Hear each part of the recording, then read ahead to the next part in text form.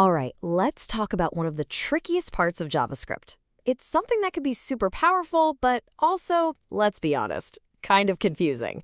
Its asynchronous nature. If you've ever set a set timeout and then just stared at your console wondering why it didn't fire when you thought it would, yeah, you are in exactly the right place. Let's dive in and solve this puzzle. So here's our game plan. We're going to start with this idea of JavaScript being single-threaded. Then we'll look at some code that is genuinely puzzling. After that, we'll meet the real star of the show, the event loop, and figure out the difference between two critical task types. Then we'll put it all together to solve our puzzle. And finally, I'll show you how to use this knowledge to make your own code way better. Okay, so let's get right to the heart of the matter. We're always told that JavaScript is single-threaded. But think about it. If it can only do one thing at a time, how on earth does it handle button clicks and network requests and timers all at once without just stopping? It kind of feels like a magic trick, doesn't it? And that's what single-threaded really means. It's like a one-lane road. One command is processed, then the next, then the next. It's a strict, orderly line. JavaScript by itself can't just decide to do two things at once.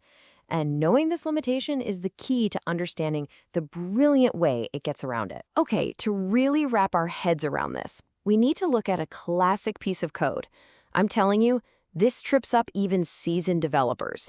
It looks so simple, but the way it behaves, well, it reveals the entire system we're talking about. So here it is, our mystery code. First, we log start. Simple enough. Then we set a timeout to log timeout after 0 milliseconds. 0. So that should happen like right now, shouldn't it? Then we have a promise that resolves immediately and logs promise. And to finish it off, we log end. 4 little lines. Okay, so for real, take a second, pause if you need to. What order do you think those logs are going to show up in? Logically, you might think start, timeout, promise, end. But is that what really happens? And boom, here's the answer. We get start, then end, then promise, and dead last is timeout. What? Our 0 millisecond timer, the one that was supposed to be immediate, got pushed to the very end. Even the promise managed to cut in line. So what in the world is going on here? To figure that out, we need to meet the director of this whole operation. The answer, my friends, is the event loop. This is the absolute core mechanism that allows JavaScript to handle all this asynchronous stuff. You can think of it like an air traffic controller for your code, making sure all these different tasks land safely on that one single runway. You see, the event loop's job isn't to create chaos. It's the exact opposite. Its whole purpose is to bring order. It takes all those asynchronous things, like our timer and our promise, and feeds them back into JavaScript's single thread, in a very specific, predictable way.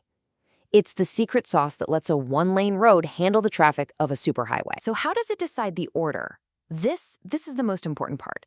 The event loop doesn't just have one big to-do list. It actually has two of them, and they have very different priorities. There's a list for microtasks and a list for macrotasks, and it all comes down to a VIP system. Microtasks, like the callback inside a promise then, are the VIPs. They get special treatment. The rule is, as soon as the main script finishes, you have to run every single microtask until that list is totally empty. Only then, after all the VIPs are taken care of, do you even glance at the other list, the macrotasks, which is where our setTimeout callback has been waiting. Just think of it like a cycle that repeats over and over again, super fast. On every single tick, the event loop does this, in this exact order. First, run the normal synchronous code you wrote, like our console.logs. Second, go to the VIP list, the microtask queue, and empty it out completely. Third, update the screen with any UI changes. And only then, as a very last thing, will it go and grab just one macro task to run before it starts the whole cycle over. Okay, we have our clues now. We know about the single thread, we know about the two different task queues, and we know about the VIP priority system. It's time. Let's go back to our mystery code and finally crack this case. Here it is again. But this time, it's not a mystery. This time, we know the rules of the game. So let's trace it through one last time with our new knowledge. So let's walk through it. Rule number 1, synchronous code runs first, no matter what. So console.log start and console.log end run immediately. Boom, they're on the screen. The main script is now done. So the event loop asks, any VIPs, any microtasks, and yes, our .then callback is waiting. So promise is logged next.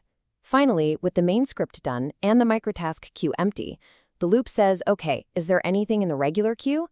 And there's our lonely setTimeout callback. And that's why it runs last. Start, end, promise, timeout. See? It makes perfect sense when you know the rules. Okay, so this is more than just a neat little brain teaser.